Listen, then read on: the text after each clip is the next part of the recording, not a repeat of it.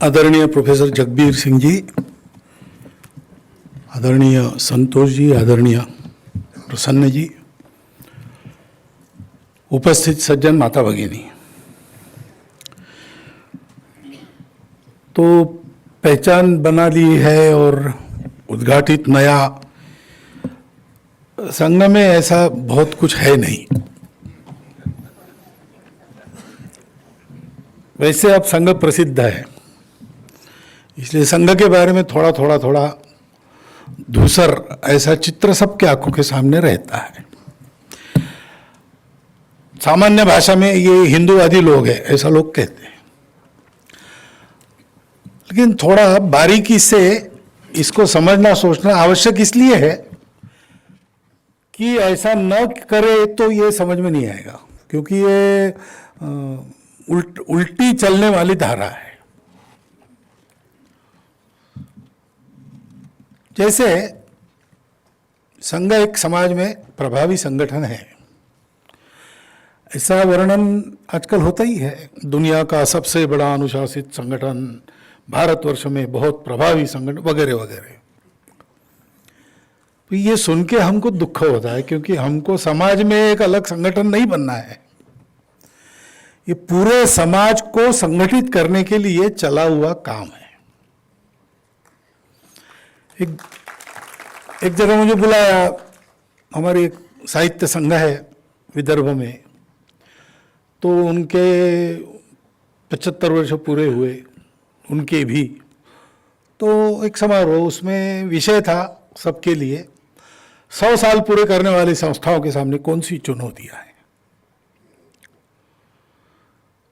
तो किसी एक पुस्तक के विमोचन के निमित्त मैं उनके हाथ लग गया, तो उन्होंने मुझे उसमें भी बुलवाया। तो मैंने कहा कि भाई चुनौतियां वगैरह, संघ कोई ऐसी संस्था ही नहीं है जिसको कुछ प्राप्त करना है और मार्ग में चुनौतियां है। जो कुछ चुनौतियां है वो समाज के मार्ग में है, संघ के भी सामने वही है। तो चुनौतियां वगैरह ये सारी जो रूढ़ भाषा है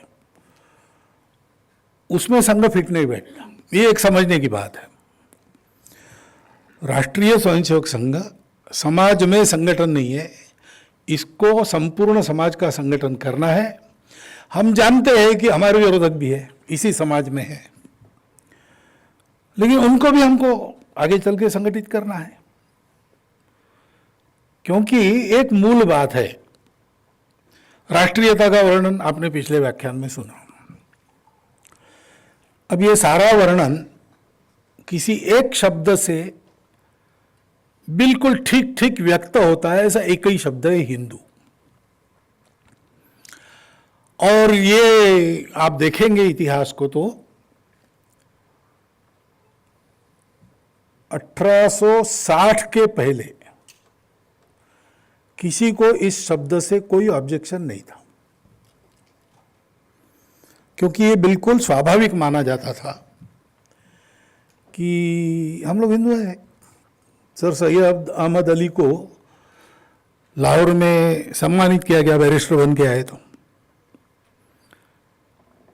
आर्य समाज के द्वारा उनका सत्कार हुआ और उसमें उनका परिचय दिया कि हिंदुओं में बैरिस्टर होके बहुत लोग आए हैं, मुसलमानों में ये पहले है, इसलिए इनका अभिनंदन हम कर रहे हैं। तो उन्होंने उसके अपने अभिनंदन का उत्तर देते समय प्रारंभ यहाँ से किया कि मुझे बड़ा दुख हुआ कि आपने हमको हिंदू शब्द से बाहर रखा, क्या हम भारत माता के पुत्र नहीं है? यानी आगे चल के मुस्लिम अलगाववाद के जनक जो बने, उनका 1884 के व्याख्यान में ये कहना था कि हमारी पूजा अलग हुई तो क्या हुआ, हम भी तो हिंदू हैं। अब हम भारत के हैं, भारतीय है, वो समानार्थी शब्द है, इसमें वो शब्द कोई उपयोग करता है तो कोई गलत नहीं करता है, और हम परफेक्टली कंफर्टेबल है उसके साथ, हम उसके एग्री भी करते हैं। लेकिन ऐसे जो शब्द है, उन शब्दों के बारे में अंग्रेजों ने कुछ नहीं किया। उनको हमारी कमर को तोड़ना था, हम एक होकर लड़े विदेशियों के खिलाफ, अपने धर्म का स्वाभिमान लेकर खड़े होकर लड़े, ये ताकत उनको समाप्त करनी थी। तो उन्होंने इस शब्द में से लोग अलग हो जाए, ये प्रयास किया। और 1925 का जो समय था वो बहुत निकट था उस समय के, जब ये हुआ, यानी 30 साल हुए होंगे जब ये सारे षड्यंत्र चले और लोगों के ध्यान में आने लगे। इसलिए संघ ने हिंदू संगठन की बात कही, क्योंकि हम हिंदू है, ये वास्तविकता है। किसी को बुरा भी लग सकता है, लेकिन ये वास्तविकता है।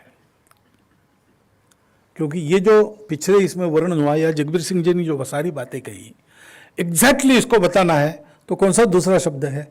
जैसा मैंने कहा, भारतीय शब्द बहुत बिल्कुल फिट बैठने वाला, लेकिन क्या है कि भारत के साथ एक भूगोल भी जुड़ा है। तो 15 अगस्त के पहले हम कराची में भी भारतीय थे, लाहौर में भी भारतीय थे, गुजरावाला में भी भारतीय थे, लेकिन क्या रात को 12 बजे हो गया पता नहीं, दूसरे दिन वो हम नहीं रहे। ऐसा हम पीछे जाते हैं तो काबुल जाबुल के पश्चिम से चिंदिन नदी की पूरब तक और तिब्बत के चीन की तरफ ढलान से श्रीलंका के दक्षिण तक हम जो थे वो हिंदुस्तान के हिंदू लोग थे। और उनमें ये सारी पूजाएं वगैरह होना ये बिल्कुल स्वाभाविक बात थी। किसी का किसी से कोई झगड़ा नहीं था, किसी को अस्तित्व का संकट नहीं था। इतना ही नहीं, ये देश वैसा ही कायम रहता तो यहाँ ईसाई मुसलमान आने पर भी उनको भी कोई खतरा महसूस होता नहीं। हुआ ही नहीं। विश्व का हर देश जब भी, पिछले गीत में आपने सुना, दिग्भ्रमित हो लड़खड़ाता, सत्य की पहचान करने इस धरा के पास आता। तो कहीं पर सर रखने को जगह यहूदियों को नहीं मिली, केवल भारत में मिली। कहीं पर पारसियों ने अपना डेरा नहीं डाला, अपने देश से निकल गए, भारत में आकर बसे। यही होता। बहुत से देशों पर इस्लाम का आक्रमण हुआ, वो लौटाया भी गया। उसके बाद वहाँ मुसलमानों की ये स्थिति नहीं थी, वो तो प्रयासपूर्वक उसको वापस कर। हमारे देश में ऐसा नहीं हुआ है। जो आए बस गए, है हमारे साथ और चलेंगे हमारे साथ। और हम भी कहते, यानी संघ वाले भी कहते कि चलना है साथ में। ऐसा और कहीं नहीं होता है। क्यों नहीं होता है? क्योंकि हम हिंदू हैं। और इस शब्द को भूलने से हम भारत से कटते हैं। हिंदू भाव को जब जब भूले, आई विपद महान, भाई टूटे, धरती खोई, मिटे धर्म संस्थान। अब बताइए, पिछले 100 साल का इतिहास, 200 साल का इतिहास, यह है कि नहीं? क्या था जो पाकिस्तान अलग हो गया? क्या था जो बांग्लादेश पाकिस्तान से बांग्ला भाषा के आधार पर अलग हुआ, लेकिन भारत नहीं बना? हिंदू भाव नहीं था, अथवा हिंदू भाव रखने वाले लोगों की जनसंख्या कम हो गई थी, और तो कोई कारण नहीं था। और क्या है जिसको लेकर आज अलगाववादी अपनी ताकत निकालते हैं उससे? वो यही है कि आप इस भाषा के हो या आप इस रिलीजन के मानने वाले, इसलिए आप अलग हो, अलग मांगो। हमको एक करने वाला वही शब्द है। और इसलिए डॉक्टर हेडगेवार ने ये हिंदू संगठन की बात के, उसको उन्होंने राष्ट्रीय कहा, क्योंकि वो हमारी राष्ट्रीयता का निर्देशक शब्द है। भारत में हिंदुओं का काम ये राष्ट्रीय काम है, वो किसी धर्म का काम नहीं है। हिंदुओं का काम यानी अमुक पूजा को करो, ये काम हिंदुओं का काम नहीं है। हिंदुओं का काम यानी इतना भव्य विरासत का मामला हमारे पास है, उसके लायक बनो। क्योंकि दूसरी बात आती है, वो भी समझने की बात है, क्योंकि राष्ट्रीय स्वयंसेवक संघ वो कम दिखता है, उसके स्वयंसेवक दिखते हैं। वो भारतीय जनता पार्टी में है। आज प्रधानमंत्री, गृह मंत्री, ये सब लोग स्वयंसेवक है। वो किसान संघ में आंदोलन करते हुए भी दिखते हैं, वो विद्यार्थी परिषद नाम का संगठन चलाते हुए भी दिखते हैं, वो सेवा करते हैं, बहुत सारी बातें वो करते हैं जिसमें आज वो अग्रणी है। दुनिया उनका स्वागत करती है, उसके लिए अभिनंदन करती है। तो लगता है कि यही संघ है, लेकिन ये संघ नहीं है। ये स्वयंसेवकों का किया हुआ है। वो स्वयंसेवक संघ के स्वयंसेवक क्या करते हैं वो संघ नहीं है, स्वयं सेवक क्या है वो संघ है। ये एक समझने की बात है। संघ के निर्माता सब कामों में थे, वो राजनीति में थे, बहुत कुशल राजनीतिज्ञ थे। वो आंदोलन चलाने में एक्सपर्ट थे। कलकत्ता में नेशनल मेडिकल कॉलेज से डिग्री मिलेगी या नेशनल स्कूल से कुछ डिग्री मिलेगी तो वो रद्द मानी जाएगी, ऐसा ब्रिटिशों ने कानून निकाला। क्योंकि आंदोलन में जो रस्टिकेट हो जाते थे सब वहाँ से डिग्री लेके आ जाते थे, तो ये बंद हो, इसलिए ब्रिटिशों ने कानून लाया, यानी बिल आने वाला था। तो आना नहीं चाहिए, लेकिन किसको फुर्सत है ऐसा आंदोलन करने की। तो कलकत्ते में डॉक्टर हेडगेवार डॉक्टरी पढ़ रहे थे। उन्होंने क्या किया, कलकत्ते के बस्ती बस्ती में जाके वहाँ के प्रमुख लोगों को बताया कि आपके पास पुलिस आएगी, पूछेगी सभा हुई, आपने कहना हाँ, अमुक अमुक प्रस्ताव पारित हुआ, आपने कहना हाँ, आप गए थे, हाँ, कितने लोग थे, 4000 5000 के ऊपर बोलो, और आपने भी भाषण, हाँ मैंने भी भाषण किया, ऐसा आप केवल बोलो। और उन्होंने उसके बाद रोज पेपर में समाचार भेजना प्रारंभ किया। अमुक मोहल्ले में इस बिल के विरोध में सभा हुई, 3000 लोग थे, अंत में ये प्रस्ताव पारित हुआ, भाषण इन लोगों के हुए। ऐसा 2-4 दिन में समाचार आने लगे तो सीआईडी पहुंची हर मोहल्ले में। उन्होंने पूछा वहां के प्रमुख लोगों को, ने कहा हाँ ठीक है ऐसा हुआ है, हुआ कुछ नहीं था। 1 महीना ऐसा चला, उसके बाद ब्रिटिश सरकार ने जनक्षोभ से के डर से उस बिल को वापस ले लिया। ऐसी कुशलता उनमें थी ये उनका। और फिर वो क्रांतिकारक भी थे, अनुशीलन समिति के कोर कमेटी के मेंबर थे, कोकेन उनका कोड नेम था। उन्होंने गोरक्षा के लिए काम किया, उन्होंने समाज सुधार में महिलाओं की स्थिति के लिए काम किया, अल्पवयीन बालिका के विवाह, प्रौढ़ लोग, इसमें उन्होंने रोका। प्रसिद्ध एक संपादक थे माड़खोलकर जी, उन्होंने अपने चरित्र में कहा मेरा प्रेम प्रसंग हुआ, वो सारी दुनिया मेरे खिलाफ खड़ी हुई, अकेले डॉक्टर हेडगेवार ने मुझे समर्थन किया, वो उसी से मेरा विवाह हो गया। बाबा आमटे हमारे सब जानते हैं उनको, उन्होंने कहा कि मैं क्रांतिकारी विचारों का था, मैंने एक पिस्तौल लाया, कुछ करना था मुझे, तो सब लोगों ने मुझे बोल बोल के ना उम्मीद कर दिया। अकेले डॉक्टर हेडगेवार आए मेरे पास, उन्होंने कहा कि तुम्हारा विचार बहुत अच्छा है, तुम्हारी प्रखरता बहुत स्वागत आ रहे हैं, लेकिन ये थोड़ा जल्दी हो जाएगा और साहस, तो ये सोच समझ के करो। उन्होंने मुझे ये नहीं किया। ऐसे वो थे, वृत्तपत्र के संपादक थे, वृत्तपत्र के मैनेजर भी थे, कोऑपरेटिव बैंक चलाई, कोऑपरेटिव स्टोर चलाया, गणेश उत्सव में, दुर्गोत्सव में भाषण करते थे, समाज सुधार की बातें, स्वतंत्रता की बातें, स्वतंत्रता संग्राम में 2-2 बार कारावास भुगता, ये सब उन्होंने किया है। लेकिन ये बात जब उनके समझ में आई कि मूलभूत कुछ त्रुटियां हमारे समाज की जो घुस गई है, उसको ठीक किए बिना ये जो लगातार सिलसिला चल रहा है, कोई बाहर से आता हमको जीत कर कुछ बन जाता है और फिर हम खड़े हो जाते, वो जाने के बाद सो जाते, फिर से दूसरा आता है, ये बंद करना है तो पूरे समाज को तैयार करना होगा। सबके मन में ऐसा है लेकिन फुर्सत किसी को नहीं है, तो मैं ये काम करता हूं।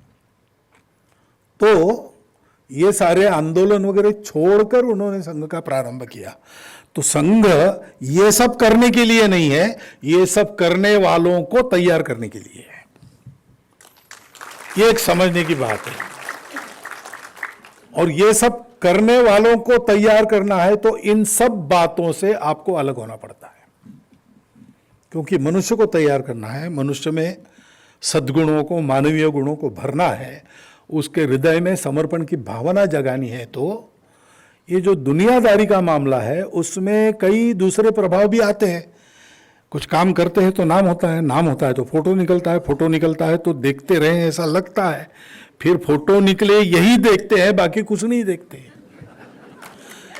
ये क्योंकि पूरे समाज को संगठित करने, एक आध महापुरुष है तो वो सब बातों को, मोह आकर्षणों को ठुकरा कर आगे बढ़ता है, लेकिन ये कोई महापुरुषों का संगठन नहीं है, ये संपूर्ण समाज का संगठन है। तो इन सारे पथ्य परहेजों में रखकर उनको बड़ा करना, एक ताकत बन गई कि उसके बाद वो बाहर जाके काम करेंगे, लेकिन वो जो काम करेंगे वो संघ के नहीं होंगे, क्योंकि ये एक तो कर्तृत्व उनका है, परिश्रम उनका है, दूसरा संघ ने उनको वहां कुछ अच्छा करने के लिए तैयार किया है। सब मनुष्य हो सकता है एकाधा व्यक्ति न कर पाए, एकाधा व्यक्ति भूल जाए अपनी शिक्षा को, तो वो संघ की बात नहीं है। मुझे बाय ट्रेनिंग वेटरनरी डॉक्टर बनाया, मैं संघ का प्रचारक बना, इसलिए मेरा कॉलेज कुछ नहीं कर सकता। उसने मुझे ट्रेनिंग वेटरनरी डॉक्टर का बनाया, लेकिन मैं संघ का प्रचारक बन गया, वो क्या करेंगे? तो हमने एक ध्यान में रखकर कुछ बनाए स्वयंसेवकों को, अब वो काम कर रहे हैं, अच्छा काम कर रहे हैं। अभी तक संघ को नीचे देखना पड़े ऐसा कुछ नहीं हुआ है। थोड़ी बहुत कैजुअलिटीज ये चलता ही है, 20% डैमरेज वगैरह रेलवे उसका ये भी लेती है, तो ऐसा हो सकता है, लेकिन ठीक है ऐसा चल रहा है। लेकिन वो किया हुआ उनका है, उसका क्रेडिट उनका है। गड़बड़ हो गई तो थोड़ा डिस्क्रेडिट हमारा भी होता ही है, तो वो थोड़ा ही हो, इसलिए ये सारे कार्य स्वतंत्र अलग स्वायत्त चलते हैं। संघ उन पर रिमोट या डायरेक्ट कंट्रोल नहीं करता। एक तो उनका अनुभव है, उनकी एक्सपर्टाइज है, हमारी नहीं है, लेकिन होती तो भी हम ये नहीं करते है ना। अभी भाजपा के संगठन मंत्री कितने साल रहने के बाद आज रामलाल जी संघ के अधिकारी यहां बैठे हैं, तो वो भाजपा में संगठन मंत्री थे तब वहां ध्यान देते थे, अब इधर आ गए तो वहां ध्यान नहीं देते। वो उनकी एक्सपर्टाइज है, संगठन मंत्री रहे हो इतने साल, लेकिन उधर अब संघ है ना, तो उसका एक ये अनुशासन है। ये सारे संगठन स्वतंत्र अलग स्वायत्त स्वावलंबी है, संघ उनको कंट्रोल नहीं करता, संघ उनका पोषण करता है। संघ सब अच्छे कामों का पोषण करता है। कोई भी अच्छा काम किसी को करना और हमारी ताकत है कुछ करने की, हम जरूर उसके लिए करेंगे। लेकिन ये क्या है, क्यों चाहिए ये सब? क्योंकि समाज की गुणवत्ता सारी बातों का निर्णय करती है। अपने इतिहास को देखो, नेता और अनुयायी दोनों की एक क्वालिटी रही तब अच्छा हुआ है। एक भी गड़बड़ हुआ इसमें से एक तरफ तो सब गड़बड़ है। फिर पूजनीय बाबा साहब जी हमको बताते थे, देखो भाई कमांडर अच्छे चाहिए, सोल्जर्स अच्छे चाहिए।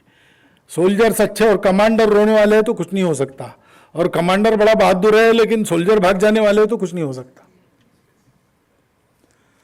तो देश को बड़ा करने की भूमिका में, देश का कुछ अच्छा करने की भूमिका में नेता भी होता है, नीति भी होती है, प्रशासन एग्जीक्यूटिव्स भी होते हैं, लेकिन समाज होता है। और समाज सर्वोपरि इसलिए है कि ये सब लोग समाज से ही आते हैं।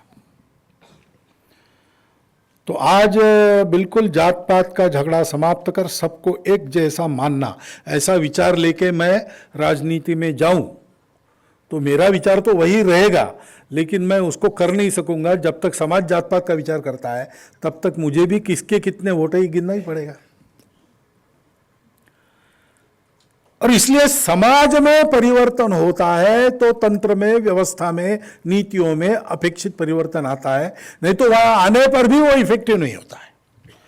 ये सर्वत्र सदा सर्वदा इतिहास की साक्षी है। प्राचीन समय से लेकर आज भी डॉक्टर अब्दुल कलाम ने भी यही कहा है। मैं अब उदाहरण नहीं देता आपको समय, प्रोफेसर वर्गीस कुरियन ने भी यही कहा है। सर्वत्र इतिहास में यही हुआ है। डॉक्टर बाबा साहब अम्बेडकर कहते थे कि जहां कोई परिवर्तन बड़ा आता है वहां पहले आध्यात्मिक जागरण होता है, उसके बाद समाज का जागरण होता है और फिर वो परिवर्तन आता है। आप किसी भी देश का इतिहास देख लीजिए, Russia, Cuba, France, America, China, Israel, ये सब लोग जगे बड़े हुए, कुछ कुछ लोग बड़े होकर नीचे घसर भी गए। सारी बात आप देखेंगे तो आपको ध्यान में आएगा समाज जागा पहले, फिर नेता नीति ये सब काम में आए, फिर परिवर्तन हुए, और जब तक समाज जागरूक रहा ये सब ठीक रहा। इसलिए समाज के संगठन का बड़ा महत्व है। और ये संगठन यानी केवल जोड़ना नहीं है, जोड़कर काम बांटना नहीं है। ऑर्गेनाइजेशन अंग्रेजी में जो कहते हैं, संगठन उससे आगे जाता है। संगठन के लिए आपको ठीक प्रतिशब्द चाहिए तो भगवत गीता में जिसको लोक संग्रह कहा है वो संगठन है। लोगों को गलत मार्ग से जाने से रोकना, सही मार्ग पर अग्रसर करना, और इसके लिए लोगों को जोड़ना, संग्रह। तो इसलिए इसमें एक लक्ष्य होना पड़ता है, क्योंकि लोग ऐसे तभी होते जब कोई भव्य लक्ष्य है। तो संघ ने लक्ष्य लिया, परम वैभव ने तुम्हें तत्स्वराष्ट्र, लेकिन वही पिछली चर्चा जो हुई, परम वैभव अपना तो अपनी पहचान पर निर्भर है और हम धर्म प्राण हैं। इसलिए विधायास्य धर्मस्य संरक्षणम ये क्लॉज डाला है, प्रार्थना रोज करते हैं हम, उसमें ये कहते हैं कि ये जो परम वैभव हमको प्राप्त करना है वो बाय हुक और क्रुक नहीं। लंदन शहर में आप जाएंगे, बड़ी बड़ी बिल्डिंगें देखेंगे, कोई वहाँ का रहने वाला भारतीय आपके साथ है तो हर बिल्डिंग किस देश को लूटकर बनी वो आपको बताएगा। परम वैभव उन्होंने भी प्राप्त किया, लेकिन धर्म से नहीं। हम धर्म का संरक्षण करेंगे और समाज की संगठित कार्यशक्ति के भरोसे करेंगे। हमको बुलाना नहीं पड़ेगा भगवान को, हे भगवान अवतार लो, हमारा उद्धार करो। हम ऐसे बन जाएंगे, भगवान चाहेगा कि इस बार यहां पर अवतार ले। और इसलिए हम कहते हैं विजयत्री चन संवता कार्य शक्ति ही, संवत कार्य शक्ति, वो विजयशाली जो उसको पराजय पता नहीं होता, क्योंकि होता ही नहीं उसका पराजय। सारा समाज खड़ा होता है तो कौन आड़ा आएगा। विजयत्री चन संवता कार्य शक्ति वेदायास्य धर्म से संरक्षणम परम वैभव नेतु मेतत् स्वराष्ट्रम समर्था भवतु, योग्य बनेंगे। ये संज्ञा है, योग्य बनने का काम संज्ञा का। और बाकी पहले 3 पंक्तियों में जो कहा वो स्वयंसेवकों को करना है। संघ वो नहीं करेगा, स्वयंसेवकों को तैयार करेगा, बाकी कुछ नहीं करेगा, स्वयंसेवक कुछ नहीं छोड़ेंगे। ऐसी देश के उद्धार की स्कीम है, उसमें समर्था भवतु वाला पार्ट है राष्ट्रीय स्वयंसेवक संघ। और ये कैसे होता है, तो ये भव्य लक्ष्य सामने है, उसको प्राप्त करना है। ये उत्कटता मन में आती है, मन में आती है तो आदमी अपने आप को तैयार करता है। एक अनुशासन, उसको पता चलता है करना है तो क्या क्या करना है, वो अपने आप उसको स्वीकार करता है। मेरे से आयु में बड़े, अनुभव में बड़े, कर्तृत्व में बड़े संघ में बहुत लोग हैं। मुझे सरसंघ चालक बनाया तब और भी थे, सरकार में बनाया तब और उनकी संख्या थी, लेकिन किसी ने ये नहीं कहा कि ये तो बच्चा है, क्योंकि संघ में एक अनुशासन है, जिसको बनाया उसका मानना। मैं सरकार में बना तो मेरे पिताजी विभाग संघ चालक थे, मैं घर में जाता था उनका चरण स्पर्श करता था, मैं शाखा में जाता था वो मुझे प्रणाम करते थे, क्योंकि एक अनुशासन है, ये पद्धति बनी है। वो पद्धति क्यों बनी है? संगठन को ठीक रखने के लिए बनी है। सब लोग खुद होकर उसका पालन करते हैं, उनको बताना नहीं पड़ता। इसलिए संघ में डिसिप्लिन है, लेकिन डिसिप्लिनरी एक्शन नहीं है। शाखा में रोज जाना चाहिए, जाते हैं स्वयंसेवक। जो नहीं जाते उनका हम क्या करते हैं? हम कुछ नहीं करते, क्या कर लेते? हमारे पास क्या सैंक्शन है? हम संघ में आह्वान करते हैं, देश के लिए आओ, देश के लिए आओ और दो। लेना कुछ है नहीं, यहां मिलेगा कुछ नहीं। थैंक यू भी आपको कोई नहीं बोलेगा। आजकल जरा कठिन जाता है, क्योंकि स्वयंसेवकों को मिल रहा है, स्वयंसेवकों के नाम भी हो रहे हैं, तो नए आने वालों को समझाना पड़ता है, भाई संघ में, संघ के स्वयंसेवकों का ऐसा होता है, लेकिन संघ से नहीं होता है। वो अपने कर्तृत्व से उनका कुछ होता है, देश की आवश्यकता के लिए कुछ होता है। यहां तो कुछ नहीं मिलेगा, सब करो और क्यों नहीं किया इसलिए गाली खाओ, बस यही है।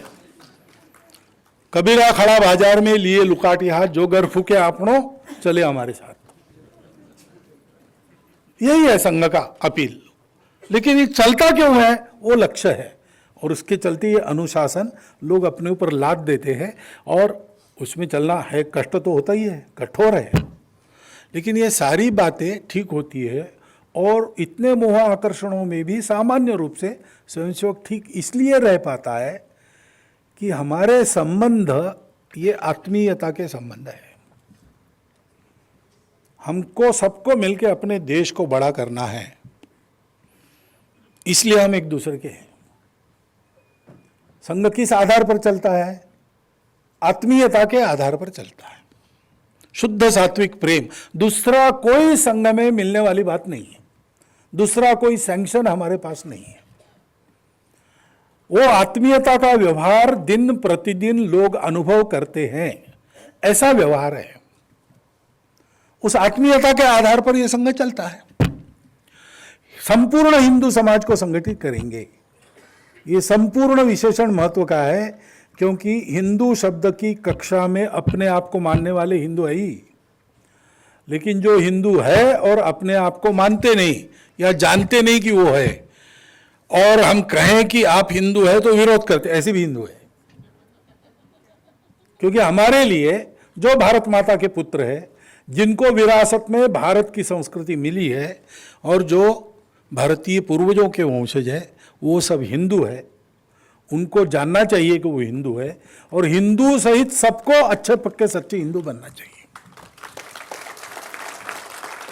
इसलिए संघ एक्सक्लूसिव है नहीं, इसको कोई ऐसा नहीं चाहिए दुश्मन, ए हिंदुओं जागो वो तुमको मारेगा, संगठित हो जा। ये अपील नहीं है संघ का। अपील यही है, हिंदुओं तुम हिंदू हो इसलिए जागो, हिंदुस्तान को बड़ा करो। संघ का कोई दुश्मन नहीं, हिंदू का कोई दुश्मन नहीं, लेकिन जिनके स्वार्थ पूरे नहीं होते हमारे चलते, वो हमारे बारे में दुश्मनी खड़ा करने का प्रयास करते हैं। कुछ लोग जानबूझकर, कुछ लोग भोलेपन में, अज्ञान में हमसे दुश्मनी करते हैं। हमारा प्लान क्या है? कल उनको भी हम स्वयंसेवक बनाएंगे, और कुछ नहीं, उनको जोड़ना ही है। हमारा काम जोड़ने का है, जीत का नहीं है। आपने बताया ना, गुरु नानक देव जी ने शक्ति कैसे मांगी। प्रार्थना में हमने शक्ति मांगी है।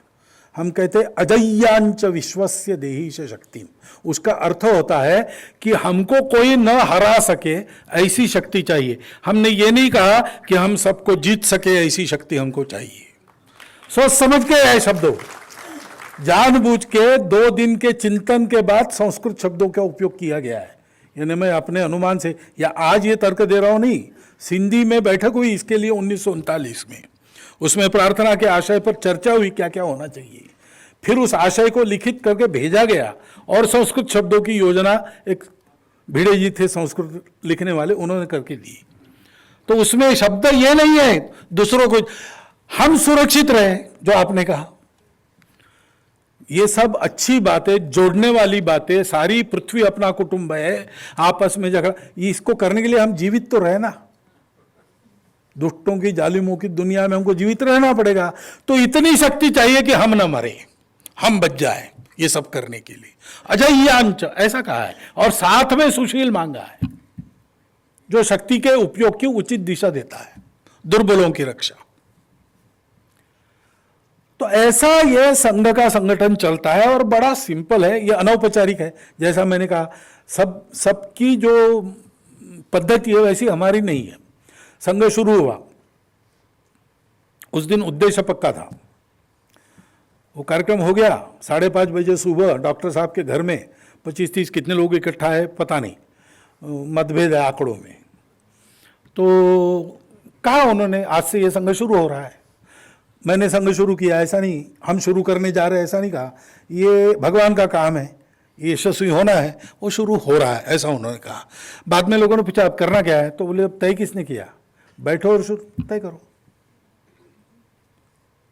उस संघ का नाम भी उस समय तय नहीं था, वो बाद में आया, नाम की जरूरत पड़ने लगी, क्योंकि संघ शब्द बहुतों के नाम में आता है। नाम बाद में तय हो गया, फिर उसके अधिकारी बाद में तय हो गए। संघ के सरसंघ चालक अधिकृत रीति से कब बने, 29 में। संघ शुरू हुआ 25 में। डॉक्टर हेडगेवार प्रमुख तो थी, संस्थापक ही वही थे, लेकिन उनको सरसंघ चालक कहा गया 1929 के नवंबर में।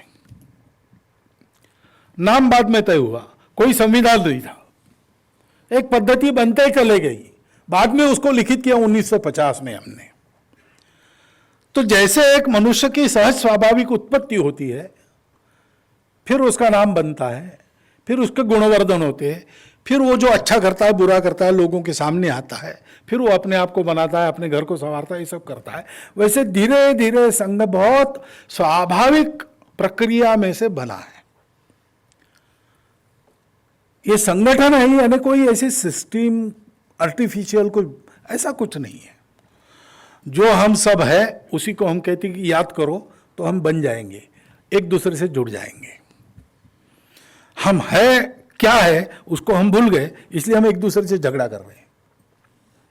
हम सब है, जो कुछ हम अपने आप को मानते हैं वो हम सब है, क्योंकि हम जो है वो इन सबको स्वीकार करना बताता है। मैं अमुक जाति का हूं, हमारा जो है वजूद वो कहता है बिल्कुल ठीक बात है, तुम उस जाति के हो।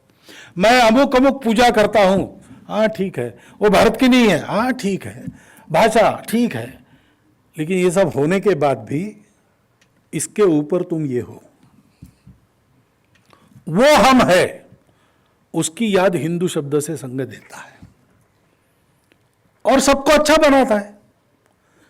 बड़ा होना और अपने बड़प्पन का उपयोग समाज को बड़ा करने के लिए करना।